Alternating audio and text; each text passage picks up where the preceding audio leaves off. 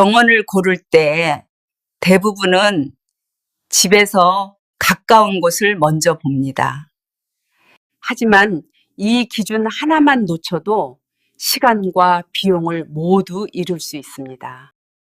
오늘은 병원에 가기 전에 반드시 확인해야 할 기준을 차분히 정리해 드립니다. 병원을 선택할 때 많은 분들이 가장 먼저 보는 기준은 거리입니다.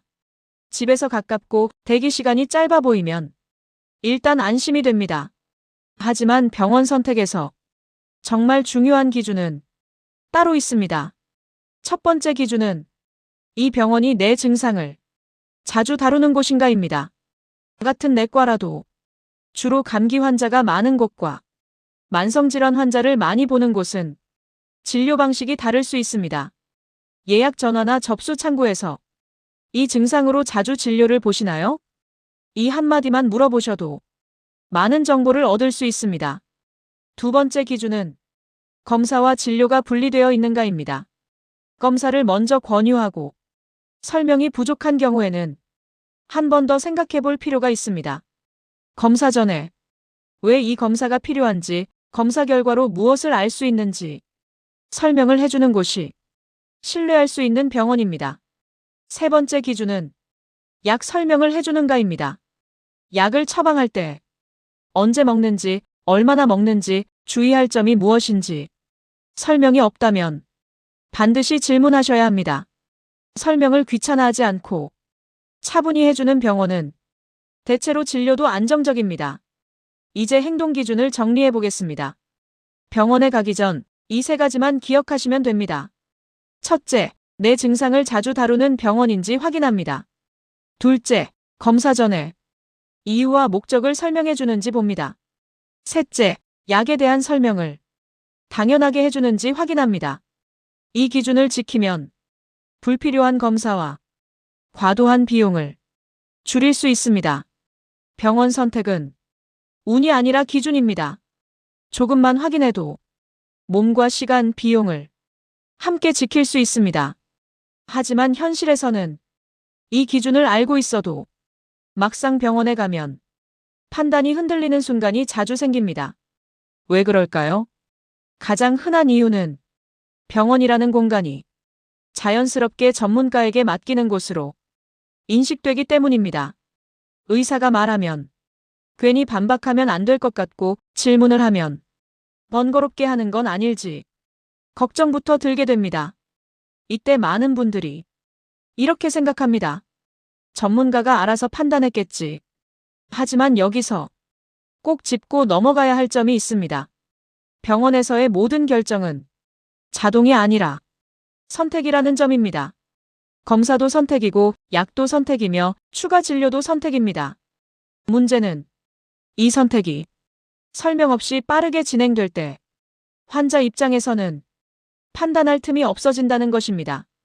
예를 들어 진료를 보자마자 바로 검사를 권유받는 경우가 있습니다.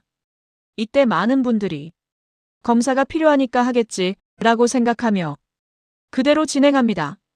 하지만 이 상황에서 한 번쯤은 이렇게 생각해 볼 필요가 있습니다. 이 검사가 지금 당장 꼭 필요한 검사인지 아니면 경과를 보고 나중에 해도 되는 검사인지 이 질문 하나만으로도 불필요한 검사를 줄일 수 있는 경우가 많습니다. 또 하나, 약 처방에서 많이 헷갈리는 지점이 있습니다. 약을 받았는데 설명이 거의 없거나 드시면 됩니다 라는 말로 끝나는 경우입니다. 이때 많은 분들이 괜히 다시 묻기 어렵다고 느낍니다. 하지만 약은 먹는 방법과 먹지 말아야 할 상황을 정확히 알아야 효과도 있고 부작용도 줄일 수 있습니다. 설명을 하지 않는 병원이 나쁜 병원이라는 뜻은 아닙니다. 다만 설명을 요청했을 때 불편해하거나 대답을 피한다면 그건 한 번 더 생각해 볼 신호입니다. 병원 선택에서 가장 중요한 기준은 실력 하나가 아니라 설명하는 태도입니다. 설명을 해주는 병원은 환자의 상황을 함께 고려하려는 병원이고 설명을 생략하는 병원은 과정을 줄이려는 병원일 수 있습니다. 이 차이를 알아두는 것만으로도 병원 선택은 훨씬 안정적으로 바뀝니다. 이제 마지막으로 앞에서 말씀드린 내용을 실제로 어떻게 적용하면 좋은지 정리해 보겠습니다. 병원을 선택하거나 처음 방문하기 전 이 기준만 떠올리셔도 불필요한 시간과 비용을 충분히 줄일 수 있습니다. 먼저 병원에 가기 전에 확인해야 할 기준입니다. 첫 번째, 내 증상을 이 병원이 자주 다루는지 미리 확인합니다. 예약 전화나 접수할 때 이 증상으로 진료를 많이 보시나요? 이 한마디만 물어보셔도 병원의 성격을 어느 정도 알 수 있습니다. 두 번째, 검사를 권유받았을 때는 바로 진행하기보다 이유를 먼저 확인합니다. 이 검사가 지금 꼭 필요한 검사인지 아니면 경과를 보고 나중에 해도 되는 검사인지. 이 질문은 절대 무례한 질문이 아닙니다.